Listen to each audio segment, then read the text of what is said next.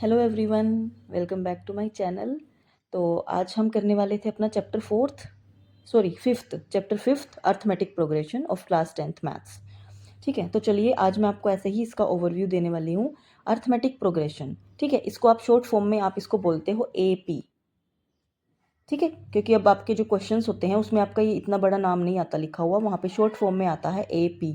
ठीक है, arithmetic progression. Arithmetic progression क्या होता है? अर्थमेटिक प्रोग्रेशन हमारे पास ना कलेक्शन होती है कुछ नंबर्स की। ठीक है, कुछ नंबर्स होते हैं हमारे पास, लेकिन जो नंबर हमारे पास होंगे ना वो पर्टिकुलर किसी ऑर्डर में होंगे। पर्टिकुलर मतलब एक सीक्वेंस को फॉलो करेंगे वो, जैसे। और वो बनेंगे कैसे आपके पास? जैसे मैं दिखा देती हूँ। मान लो आपके पास ये सीरीज़ है, ठीक है, लिस्ट ऑफ नंबर्स है ये 1 2 3 4। ठीक है, मान लो हमारे पास सिर्फ एक ही नंबर है 1। तो ये जो सेकंड नंबर आएगा आपके पास, टर्म सेकंड जो नंबर आएगा वो कब आएगा? जब आप इसमें कुछ ऐड करोगे। ठीक है, तो इसमें मान लो मैंने 1 ऐड किया तो क्या आ गया? 2। फिर मैंने 2 में फिर ऐड किया 1 3, ऐसे ही 4, ऐसे ही 5, ऐसे ही आपके पास सीरीज बन जाती है। ठीक है, तो इसका मतलब क्या हुआ?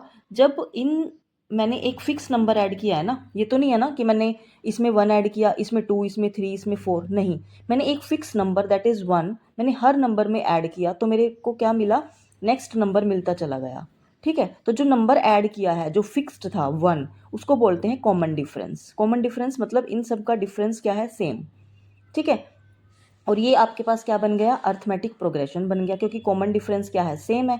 फर्स्ट टर्म को छोड़ के बाकी सब में हम लोग क्या करते हैं? ऐड कर करके जो हमारी नेक्स्ट टर्म होती है वो निकल जाती है। ठीक है, अब जैसे ये वाली है, ठीक है, इसमें देखो क्या रखा है आपको? 100 70 40 10। तो देखो आप इसमें जो टर्म्स हैं, ये नंबर्स गिवन है आपको, इसमें क्या किया हुआ है? इसका मतलब यहाँ से तो समझ आ गया कि ये क्या है? डिक्रीजिंग ऑर्डर में है। अब ये देखना कि क्या नंबर है जो हमने इसमें से माइनस किया। 30, 100 माइनस 30 70, 70 माइनस 30 40, 40 माइनस 30 10। तो यहीं तक आएगी, क्योंकि आगे तो फिर आप 30 अगर करोगे तो नेगेटिव में आ जाएगी, वो भी आपकी सीरीज बन जाएगी। ठीक है, तो एक फिक्स्ड नंबर दैट इज -30 आपने क्या किया है? इसमें से सब्ट्रैक्ट किया है, तो इसका मतलब क्या हुआ? वो आपका क्या बन गया? आपका 30 कॉमन डिफरेंस। ठीक है, this is our first term, इसको फर्स्ट टर्म बोलते हैं। और ये आपकी जो बन जाती है वो बन जाती है आपकी AP, मतलब अर्थमेटिक प्रोग्रेशन। और जो ये ईच नंबर उसको बोलते हैं आप टर्म्स। ठीक है, तो ये था आपका अर्थमेटिक प्रोग्रेशन के बारे में। ठीक है, अब जो आपकी AP सीरीज होती है वो आपकी फाइनाइट भी हो सकती है, इनफाइनाइट भी हो सकती है। फाइनाइट का मतलब है उसमें फाइनाइट नंबर ऑफ टर्म्स होंगी, है ना। और इनफाइनाइट में आपकी क्या होगी? जिसको आप काउंट ही नहीं कर सकते हो, है ना, उसमें आपकी क्या होंगी? फिर इनफाइनाइट नंबर ऑफ टर्म्स होंगी। ठीक है, अब जैसे हम उठाते हैं, हमने उठाया क्वेश्चन नंबर 3। ठीक है, एनी क्वेश्चन, कोई भी क्वेश्चन आप देखो। मान लो मैंने फर्स्ट ही ले लिया, क्या लिखा हुआ है इसमें? 3 1, यानी कि इसका मतलब है कुछ माइनस किया है। फिर -1, फिर -3। क्वेश्चन में पूछा क्या है? For the following APs right the first term and the common difference. क्या पूछा है? First term. फर्स्ट टर्म को बोलते हैं हम A। फर्स्ट टर्म को A से डिनोट करते हैं, और कॉमन डिफरेंस को आप डिनोट करते हैं D से। ठीक है, तो फर्स्ट टर्म पता लग गया क्या है इसमें? फर्स्ट टर्म 3, यानी कि A की वैल्यू तो आपके पास 3 आ गई।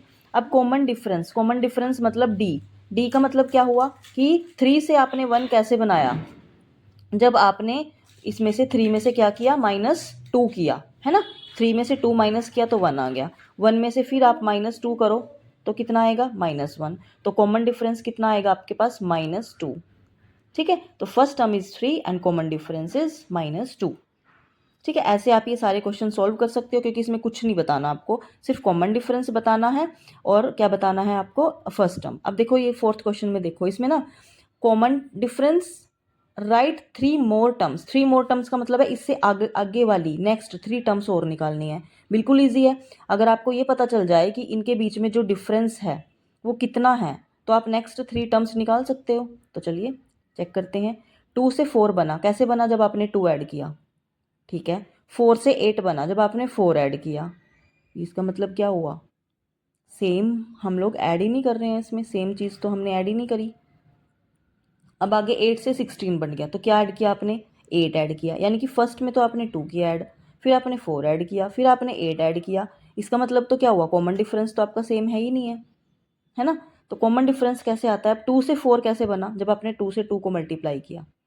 फिर 4 से 8 कैसे बना? जब आपने 4 को फिर 2 से मल्टीप्लाई किया, है ना। फिर 8 से 16 कैसे बना, जब आपने फिर 2 से मल्टीप्लाई किया, तो कॉमन डिफरेंस कितने का आ गया। अब यहाँ पे ना एक चीज़ ध्यान देने वाली है, मैंने आपको एपी में क्या बताया था कि कॉमन डिफरेंस, डिफरेंस का मतलब है या तो कोई चीज़ प्लस होगी या कोई नंबर माइनस होगा। मैंने मल्टीप्लिकेशन और डिवीज़न का तो बताया ही नहीं है आपको, है ना। तो इसमें आप खुद देखो ना, तो इसमें कोई सेम नंबर आप प्लस करके नेक्स्ट नंबर निकाल रहे हो, ना इसमें कोई फिक्स नंबर माइनस हो रहा है, इसमें तो आप मल्टीप्लाई कर रहे हो। तो मल्टीप्लाई तो हमने पढ़ा ही नहीं है एपी में कि मल्टीप्लिकेशन करके फिर नेक्स्ट नंबर आपने बनाना है। तो इसका मतलब क्या हुआ, ये एपी सीरीज ही नहीं है, दिस इज नॉट एपी। ठीक है, तो यानी कि आपके पास या तो प्लस करके नंबर बनना चाहिए या माइनस करके, लेकिन यहाँ पे तो ना प्लस करके नंबर बन रहा है ना माइनस करके बन रहा है ना। तो इसका मतलब ये एपी ही नहीं है।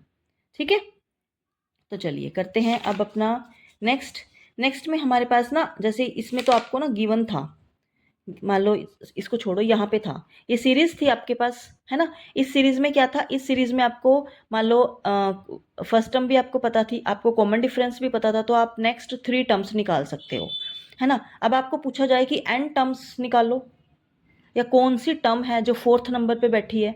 अब इसमें तो आपको पता है कि कौन सी टर्म है 4th नंबर पे, -3। लेकिन अगर आपके पास सीरीज इनफाइनाइट हो, ठीक है, और उसमें पूछ ले कि आपके पास nth टर्म की 16 नंबर पे, मान लो इसी में पूछ ले वो आपको कि 16 नंबर पे यहाँ कौन सी टर्म आएगी। अब आप ऐसे थोड़ी करोगे, इसमें से फिर -2 फिर -2 फिर -2, फिर आप 16 पे पहुँचोगे और फिर आप बताओगे कि अच्छा ये 16 टर्म है, नहीं। तो उसके लिए आपके पास एक फॉर्मूला होता है nth टर्म का। ठीक है, nth टर्म का फॉर्मूला क्या होता है आपके पास, this is your formula to find out the nth term. ये आपकी होती है nth टर्म, जो टर्म आपने निकालनी है। मान लो आपको बोला गया कि 100 टर्म निकालो इस सीरीज में या इस एपी सीरीज में, ठीक है, आपको 100 नंबर पे जो टर्म आएगी वो निकालो। तो यहाँ पे क्या बनेगा आपका, वो नंबर आएगा। ए क्या होगा आपका फर्स्ट टर्म, ठीक है, एन क्या होगा 100, क्योंकि 100 वाली टर्म निकालनी है ना, तो एन क्या होगा आपका 100 होगा, और डी क्या होगा आपका कॉमन डिफरेंस। तो ए एन क्या बनेगा आपका a plus n minus 1 into d. इस फॉर्मूले से आप सारे क्वेश्चन सॉल्व कर सकते हो। क्यों, क्योंकि जब भी क्वेश्चन मतलब आता है आपके पास, तो उसमें आपको कुछ सिर्फ एक टर्म मिसिंग होगी, बाकी सब आपको गिवन होगा, है ना। आपको नंबर ऑफ टर्म्स गिवन होगी, आपको nth टर्म गिवन होगी, आपको फर्स्ट टर्म गिवन होगी, आपको पूछ लेगा कि कॉमन डिफरेंस निकालो, है ना। या फिर क्या होगा, कॉमन डिफरेंस पता होगा, फर्स्ट टर्म पता होगी, nth टर्म पता होगी, बोलेगा कि नंबर ऑफ टर्म्स कितनी है ना। तो ऐसे यानी कि इस फॉर्मूले के अकॉर्डिंग आप 1 2 3 4 टाइप के क्वेश्चन आपके इसी फॉर्मूले से बन जाते हैं। ठीक है, तो चलिए देखते हैं,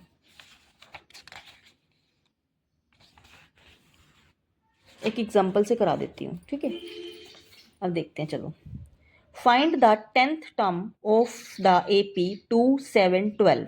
क्या पूछा उसने, 10th टर्म निकालनी है, यानी कि n की वैल्यू तो आपके पास आ गई 10, फर्स्ट टर्म आपको पता है 2, कॉमन डिफरेंस कितने का आएगा, 2 से 7 बना तो इसका मतलब 5 ऐड किया, 7 से 12 बना मतलब 5 ऐड किया, तो d कितना आ गया आपके पास 5 हेयर। तो a कितना है 2, ठीक है, d आपके पास 5 आ गया। कितनी टर्म निकालनी है 10, तो यानी कि n कितना आ गया 10 आ गया। तो निकालना क्या आपको a n, मतलब 10वें नंबर पे यहाँ कौन सी टर्म आएगी, तो यानी कि a n निकालना है आपको। फॉर्मूला आपको पता है, a n is equals to a plus n minus 1 into d. तो सारी वैल्यूज़ क्या करी, पुट करके सॉल्व किया, तो आपके पास नंबर क्या आ गया 47। तो यानी कि जब आप ऐसे सीरीज बनाते जाओगे तो 10वें नंबर पे 10th प्लेस पे आपका क्या बनेगा 47 बनेगा। ठीक है, तो ऐसे ही आप इसके सारे क्वेश्चंस आप इसके सॉल्व कर सकते हो।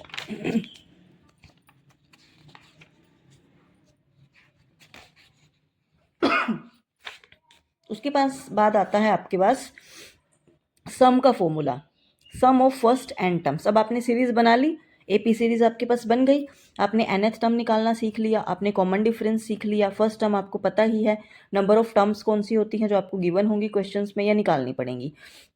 उसके बाद आता है सम, कि आपको एपी दे दी, ठीक है, मान लो आपको दे दिया कि फर्स्ट 5 टर्म का सम निकालो, तो आप क्या करोगे, जोड़ने बैठोगे उसको कि इसमें ये जोड़ो इसमें ये, आपको चलो 5 का तो आप फिर भी निकाल लोगे ईजी वे से, आप उसको ऐड करोगे। लेकिन अब अगर आपको पूछ लिया कि 100 टर्म्स हैं सीरीज़ की एपी में, तो उनका सम निकालो, तो थोड़ा मुश्किल हो जाएगा, है ना। तो उसके लिए फॉर्मूला है आपके पास सम का, n/2 2a plus n minus 1 into D, जहाँ पे a आपका वही फर्स्ट टर्म है, n आपका नंबर ऑफ टर्म्स है, d आपका कॉमन डिफरेंस है, सेम है, बस फॉर्मूला याद करना है आपको, n/2 2a plus n minus 1 into d.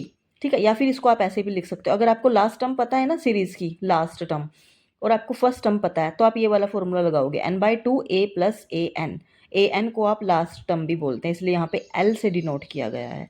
तो ये 3 फॉर्मूले हैं, ये आप कब लगाओगे, जब आपको लास्ट टर्म मतलब आपको मान लो नहीं पता, ठीक है, आपको सिर्फ नंबर ऑफ टर्म्स पता है, मान लो आपको दे दिया कि 3 से डिविजिबल, ठीक है, या फिर मल्टीपल ऑफ 3, तो फर्स्ट 10 मल्टीपल ऑफ 3 का सम निकालो, ठीक है, तो वहाँ पे ये फॉर्मूला लग गया।